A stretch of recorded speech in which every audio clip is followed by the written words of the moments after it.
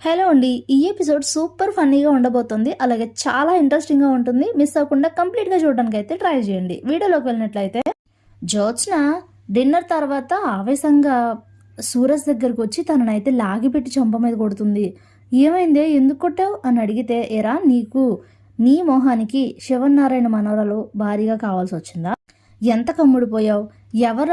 ఎవరు మనిషివి నువ్వు? నన్ను పడేస్తే, నన్ను ట్రాప్ చేస్తే ఎంత ఇస్తానన్నారు, ఏమి ఇస్తానన్నారు, ఎవరు చెప్పారు అని అయితే అడుగుతుంది. ఏం మాట్లాడుతున్నావే అని అడిగితే, ఎవరు చెప్పారు? దీప చెప్పిందా? మా బావ చెప్పాడా? మా బావ చెప్పడే. మా బావలో కొంచెం కాకపోతే కొంచెమైనా సరే పద్ధతి ఉంటుంది.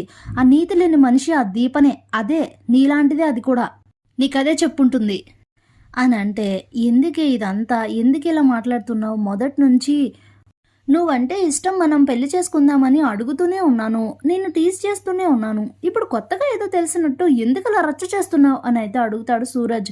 తెలిసిందిరా, కొత్త విషయమే తెలిసింది, అందరికీ తెలుసు నువ్వు అనాథవని అని అంటే, అనాథనైతే ఏంటి, దానికి దీనికి సంబంధం ఏంటి అని అడిగితే, ఆహా అవునా, పెళ్లి చేసుకుని పెళ్ళాన్ని ఎక్కడికి తీసుకెళ్తావు? ప్లాట్ఫామ్ మీదకా?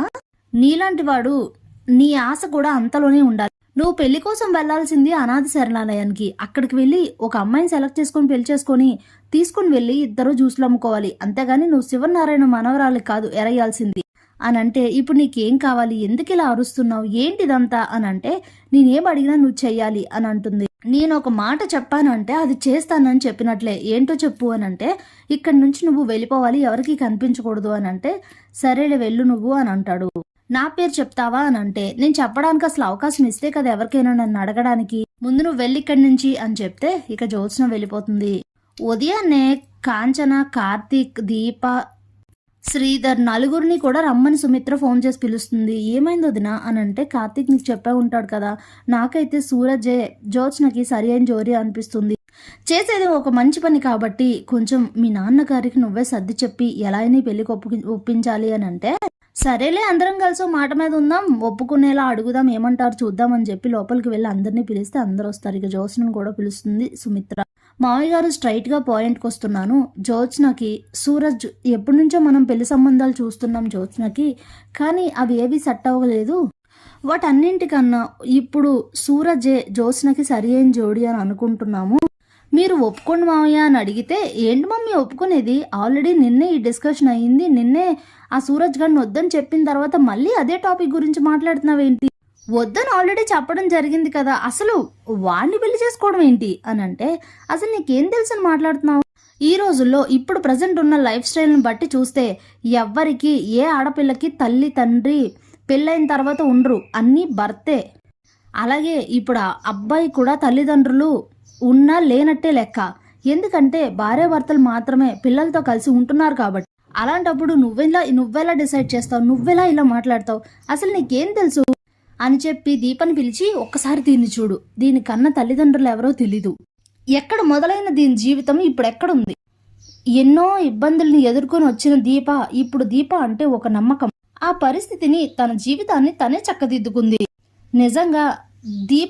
నిజంగా సూరజ్ కన్నా మంచి భర్తని నీకు ఎంత వెతికినా తీసుకురాలేం, నా మాట విని ఒప్పుకో అని అంటే, ఏంటి తాత ఇదంతా, అసలు ఈ డిస్కషన్ ఏంటి, నిన్నే అయిపోయిందంటే మళ్ళీ ఇదే టాపిక్ గురించి మాట్లాడుతున్నారు అని అయితే అంటుంది జ్యోత్స్న. అప్పుడే సుమిత్ర, మీరు చెప్పండి మావయ్య గారు, ఇలా ఆలోచించడంలో తప్పుందా, మీరే చెప్పండి అని అంటే, తప్పేం లేదమ్మా, జ్యోత్స్నకి సూరజ్ మెంటాలిటీ కరెక్ట్గా సెట్ అవుతుంది, ఇద్దరు కరెక్ట్గా సూట్ అవుతారు కాబట్టి అందరూ ఇంతలా చెప్తున్నారని నాకు అర్థమవుతుంది, కానీ జ్యోత్స్న ఒప్పుకోవట్లేదు కదా అని అయితే అంటాడు శివనారాయణ.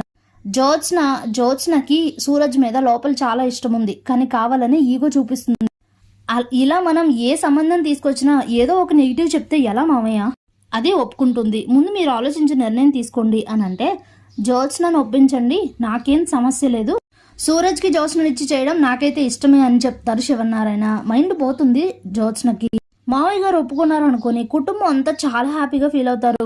మీ తాతగారు మాట విన్నావు కదా, నువ్వు ఒప్పుకుంటే అందరం హ్యాపీగా ఉంటాం, అయినా నీ పేరెంట్స్గా నీకేం చేస్తే మంచిది, ఏం చేస్తే నువ్వు హ్యాపీగా ఉంటావని మేము మాత్రం ఆలోచించమా, సూరజ్ మంచివాడు, తన వ్యక్తిత్వం తెలిసిన వాళ్ళగా అందరం ఆలోచించి నిర్ణయం తీసుకున్నాం, నువ్వు కూడా దీన్ని యాక్సెప్ట్ చేస్తే బాగుంటుంది అని చెప్పేసరికి అక్కడి నుంచి అయితే వెళ్ళిపోతుంది జ్యోత్స్న. ఇదేంట్రా ఇలా ఉంది అని అంటే తనే ఒప్పుకుంటుందిలే అత్త, నువ్వు కంగారు పడకని చెప్తాడు. ఇక ఆ రోజు ఈవినింగ్ వరకు కూడా సూరజ్ అయితే ఎవరికి కనిపించడు. ఎందుకంటే సూరజ్ ఇంట్లో నుంచి వెళ్ళిపోతాడు జ్యోత్స్న అన్న మాటకి. ఆఫీస్లో కూడా శివనారాయణ అయితే అడుగుతారు, సూరజ్ రాలేదేంటి అని అంటే, నిన్న హాస్పిటల్కి వెళ్ళాం కదా, అతని దగ్గరికి కానీ వెళ్ళాడేమో, బాలేదు కదా అని చెప్తాడు కార్తీక్. ఇంతలో ఆఫీస్ అయ్యి ఇంటికి వచ్చిన తర్వాత జ్యోత్స్న గార్డెన్లో కూర్చొని చాలా హ్యాపీగా ఫీల్ అవుతూ ఉంటుంది. వెళ్ళిపోయాడు ఆ సూరజ్ గాడు, మీరు ఎంత ఆలోచించినా వేస్ట్. ఇప్పుడు ఆ సూరజ్ గాడు రాడు, మా ఇద్దరికి పెళ్ళి అవ్వదు. అయినా వాణ్ణి చేసుకునేదేంటి, నేను భావం తప్ప ఎవరిని చేసుకోనని ఆలోచిస్తూ ఉంటే ఇంతలోనే పారిజాతం వచ్చి, ఏమే అందరూ నీ కోసం నీ మంచి కోసం ఆలోచిస్తుంటే నువ్వెందుకే ఒప్పుకోవట్లేదు, సూరజ్ని పెళ్లి చేసుకోవచ్చు కదా అని అడుగుతుంది. నీకు మతుందా, అసలు బ్రెయిన్ ఉందా లేదా, ఏంటా ప్రశ్న అని అయితే అడుగుతుంది జ్యోత్స్న.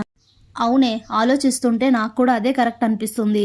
ఎందుకో తెలుసా, ఎప్పుడు ఎలాంటి పరిస్థితి వచ్చి ఎవరి నిజాన్ని బయటపెడతారో తెలీదు. అప్పుడు పెళ్లి కూడా చేసుకోకపోతే నీకు కొంత ఆస్తి కూడా రాదు. అప్పుడు ఎందుకు నీ తలనొప్పులు, సూరజ్ నిజంగానే మంచివాడు కదా, వాడిని పెళ్లి చేసుకుంటే హ్యాపీగా ఉంటావు కదా అని అంటే, జ్యోత్స్న అయితే చూడు గ్రాని, బావ తప్ప ఈ ప్రపంచంలో ఎవరిని తీసుకొచ్చినా ఎంత మంచి సంబంధం తెచ్చినా నేనైతే వేరే వాడిని పెళ్లి చేసుకునే సమస్య లేదు.